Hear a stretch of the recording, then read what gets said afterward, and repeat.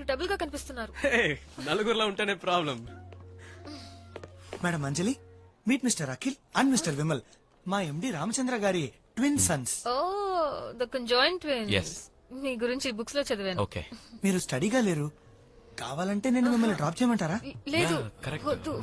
రఘునా నాన్న పిలుస్తున్నారు. తరుణిస్తున్నావా? యా తొందరగా వెళ్ళు, నాన్న తిడతారు. Okay, I gotta go now. See you sometime soon.